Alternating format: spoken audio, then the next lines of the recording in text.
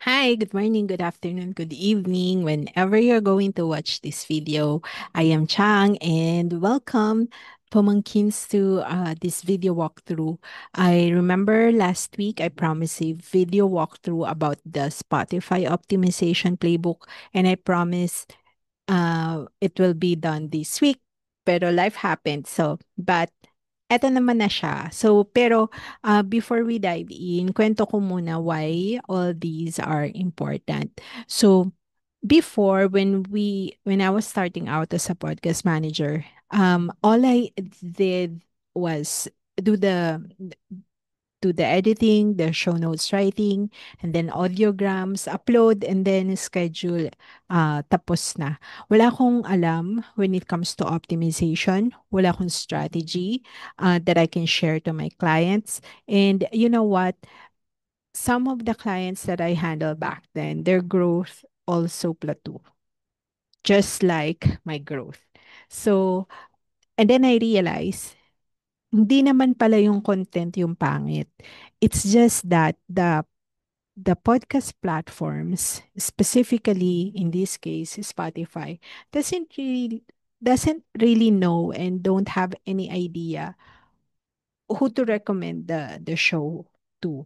So that's why they come up with this playbook. Kaya thank you naman Spotify, pinadali nyo ang buhay namin.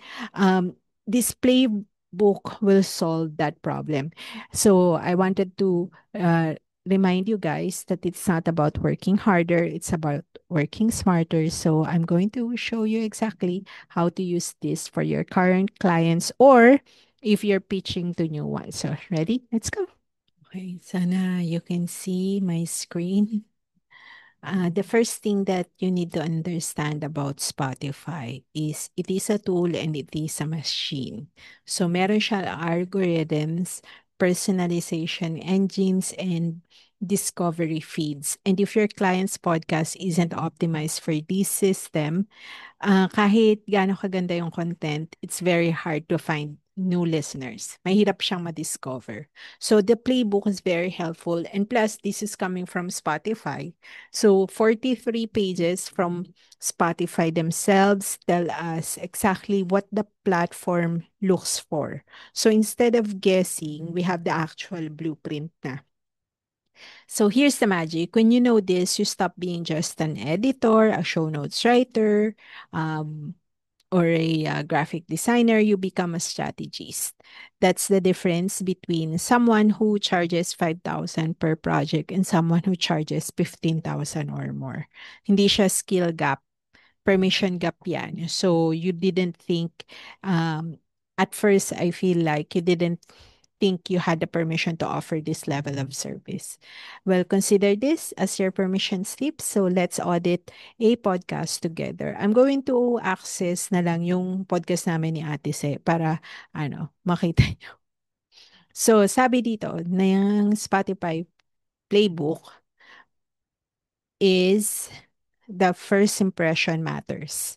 'Di ba? Sabi niya. So the cover art, ano-ano yung mga dapat i-consider. First things first. The cover art is your first impression. Most of the time, ito lang nakikita ng listeners. So, before pa sila makapag-decide to click play or scroll past, dito pa lang dapat medyo ano ka na, stand out ka na. So, here's the test. Sabi ni Spotify, yung squint test. Squint test yung kapag yung nililiitan niya yung mata niya, ganyan.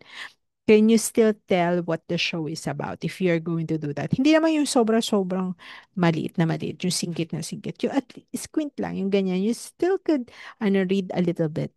So, they also provided some great example. So, kung makikita nyo, this six has one thing actually, three things in common. Yung title is readable, imagery is clear, at saka may personality. Yung pictures, kita pa lang, tas may personality. Tapos, they also provide us with a not so good example. So, tingnan natin. Oh, ito muna. Kung makikita nyo yung dito kay Whitney Cumming, Put the title of a show of your cover art. So don't use only a profile picture for your cover art, okay? 'Di ba? Ano siya? Ngayon i-test niyo siya. Pagka ba nag-screen kayo, ano nakikita niyo? Blur ba or walang kwenta? So, quick wins para sa ano, sa mga clients niyo. Use bold, legible text. High contrast color. Kaya kung makikita nyo, medyo nagpa-pop sa color pa lang. Avoid clutter. Pansin nyo, although may mga ano, may mga elements sa likod, hindi siya maduming tingnan. Tapos, design for thumbnail size, not poster size. Okay? Put this in your audit. Now, pag, di ba mag-audit ka na, your cover art, your cover art needs to pass the squint test to be effective on mobile. Okay? Alright. So, next is, ang sabi nila is,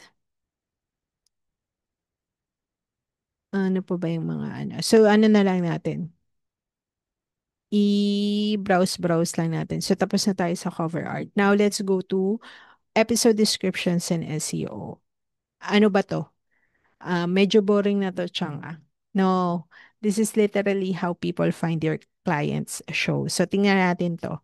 Bad description. If you could, mm, ano-ano ba yung mga example ng, ng bad description?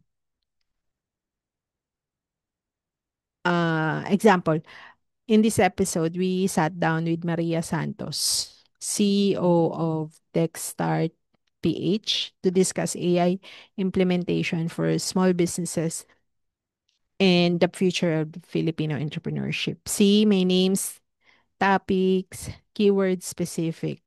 So, yon ay example ng good description. Sa susunod na ako magbigay ng pangit na description. Ayoko mabash. Now, pagka naman sa checklist nyo, when you are going to audit yung description and yung SEO, um, not necessarily yung SEO ng kabuuan nung show. Yung at least dun muna sa description. Ang you need to ask yourself or you audit, does the title include the topic or guest name? Kada episode to.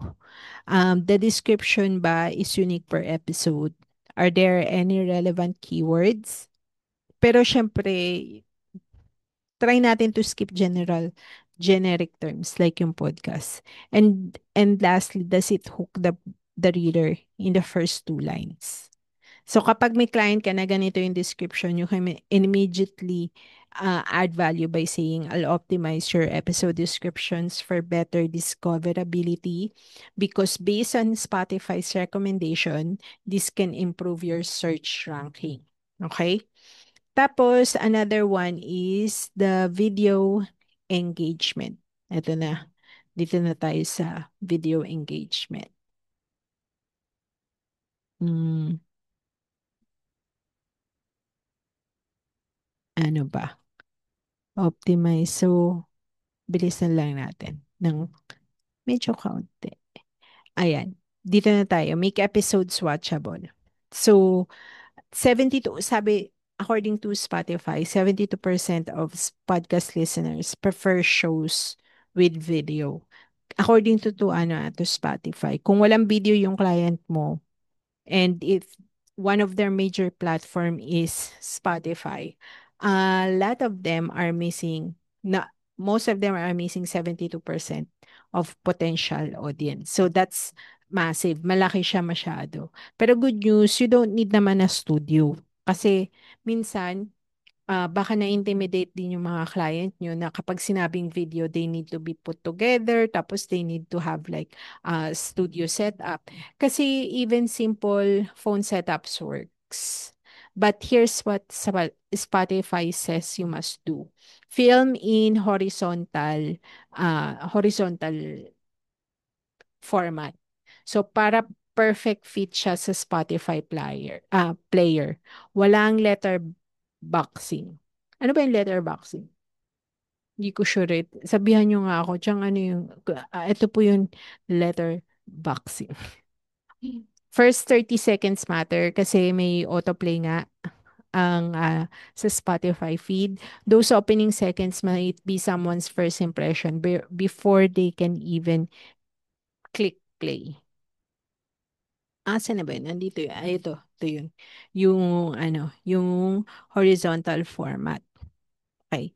Tapos, now, if in order for you to give your clients quick wins, yung tell clients to record a hook fast, no longer intros, no ads in the opening segment pa lang. Suggest na kahit basic setups, they don't need to be put together na grabe naman na talagang kakaiba yung si setupan nyo ng magandang maganda. May intimidate yan. Tsaka syempre, it's also an investment for them. They are going to buy a lot of equipment. Pero dito nga rin papasok yung pagka-strategies nyo. If you know how to walk through a client on how to set up a home studio, much better, di ba? And then, last is offer to create vertical clips up to 90 seconds for promotion. So, ito yung kasi rin sabi ni Spotify, you need to add short form discovery assets para sa inyong mga long form. Yung short form content makes your show easier to discover. I believe it was this year na inad yung pwede tayong mag-upload ng clip inside Spotify. I think I believe na ang Spotify, they are not going to spend on creating another feature sa loob ng kanilang platform if they don't think that it will help their creators be discovered by other people. Kaya ano rin natin siya, i-take advantage natin yung mga ganong features dito sa Spotify. Now, another feature is chapters. Auto-generated na to if you're using Spotify for Creators as a hosting. But you can still customize it. Uh, pero why does it matter? Kasi chapters make your episodes scannable. 'Di ba sa YouTube, yun yung mga chapter marks, yun yung meron din na sa sa Spotify. So new listeners can jump to topics they care about. And Spotify uses this to recommend your show to the right people then. Now, what do you need to do? Review auto-generated chapters. Create custom ones if needed. Kung gusto nyo, kung medyo maarte kayo, timestamps plus clear titles, ganyan. Make sure each chapter title is descriptive. Ang bad example ng chapter ay chapter 1. Now, ang maganda naman is how to pitch to clients without feeling salesy. Tapos lagay nyo pa yung timestamp dyan. Now, with this feature, you can add to your audit that you will create custom chapters for each episode para to improve discoverability and listener experience. Okay? So, now, growth tools that unlock new listeners. Parang, kakaiba to. Ngayon ko lang yata ito nakita. Yung auto-generated transcripts, they also have this as well as, I know Apple Podcasts also have that. Okay? So, consistency and analytics. Last two things na, and these are very, very big. Ito, jump tayo dito sa stay consistent. Publishing consistency. Spotify's data shows that 75% of listeners prefer always on content. That means weekly or bi-weekly, not seasonal at hindi rin random. Bakit? Kasi consistent publishing keeps your show warm with the algorithm. Plus, Spotify confidently recommends shows that publish regularly. 'Di ba?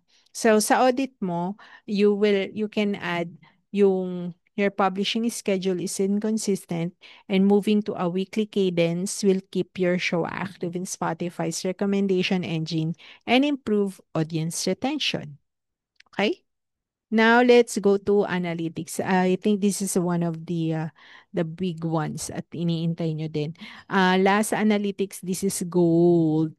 Kasi Spotify shows you exactly where listeners drop off and with this information, you can use this to improve pacing, adjust episode length, optimize ad placement, tsaka see which topics perform best. Now, how do you find that? Okay. Punta tayo sa isang episode namin ni Ate Se. Siyempre, yung lumang-luma na. Kasi hindi na kami ano. Sabihin nyo nga, if you still want us to produce another. Yung medyo mahaba ang anihin natin. Piliin natin. Ito ba? Tingnan nga natin kung gaano kahaba. Para meron tayo. Ito, ay sige, 6 minutes. Kasi maikli lang talaga kami ni Ate Se ano, tawag doon, mag-record.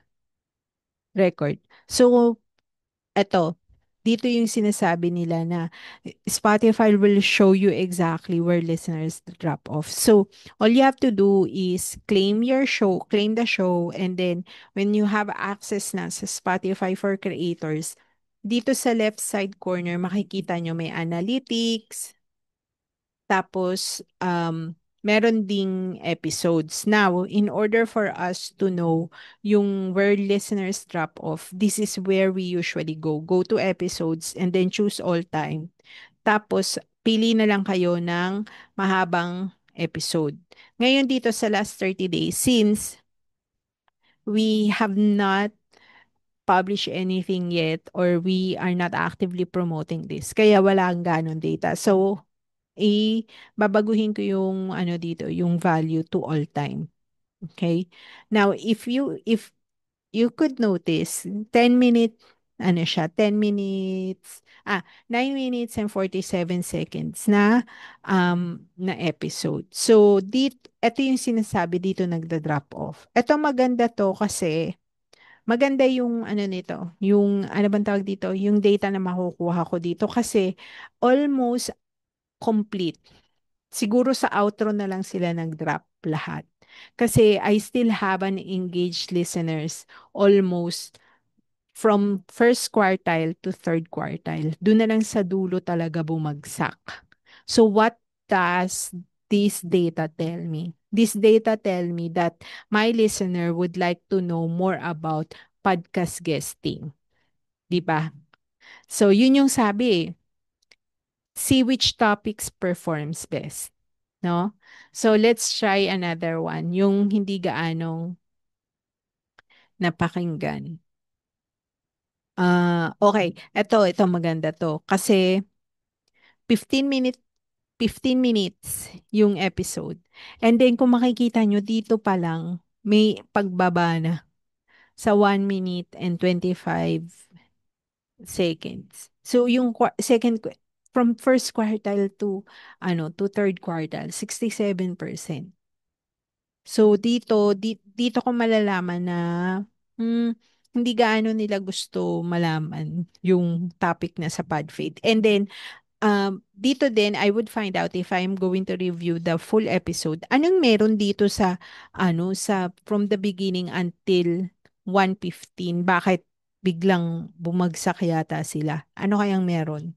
So, yun yung mga data na makukuha natin if we know how to read the analytics then. Okay, now your value add for your client would be I'll review your analytics monthly and provide recommendation based on the retention pattern. So this will ensure we're continuously improving performance. So yan, ganyan nga. Ganyan ang strategic behavior. Strategic partner behavior. Now, you might be asking how to present this to clients. So you've done the audit. Chang, I've done the audit. I have the insights. Now, how do I present this? Now, two things. For existing clients, this is how you can tell the clients. Hi, client. I recently completed Spotify's optimization training and I identified several opportunities to grow your show. I prepared a quick audit based on the recommendation. Can we schedule maybe a 15-minute call to discuss this? Now, kung yung client or prospect Prospect pa lang. Hi, prospect. I'd like to offer you a free Spotify optimization audit. I'll review your show against platform best practices and show you exactly where you can improve discoverability and retention. Uy, wag kang, I don't worry, no obligation. So, ganyan. Ganyan, mga pamangkin, professional, value forward, di pushy. 'Di ba? So, yan. Playbook walkthrough. Medyo napahaba, pero sabihin nyo na lang if you find value in this. Now, you can download the full guide dun sa Spotify for creators. I am going to put the link sa baba. And then sana you can do one audit this week. Just one, whether it's for a current client or a potential one. Tapos, if you can tag me or send me a message when you implement this. I want to hear your wins. And tandaan nyo, hindi lang kayo basta-bastang podcast VA. You're a strategic partner and this playbook is your proof. Now, I also wanted to let you know that aside from that, I will be giving away a SOP on how you can do your podcast audit. So, lalagay ko na rin yan dun sa baba on how you can get that as a freebie for sa pagtsatsaga sa panonood sa akin. So with that, thank you so much. If you have any questions, let us know. Bye!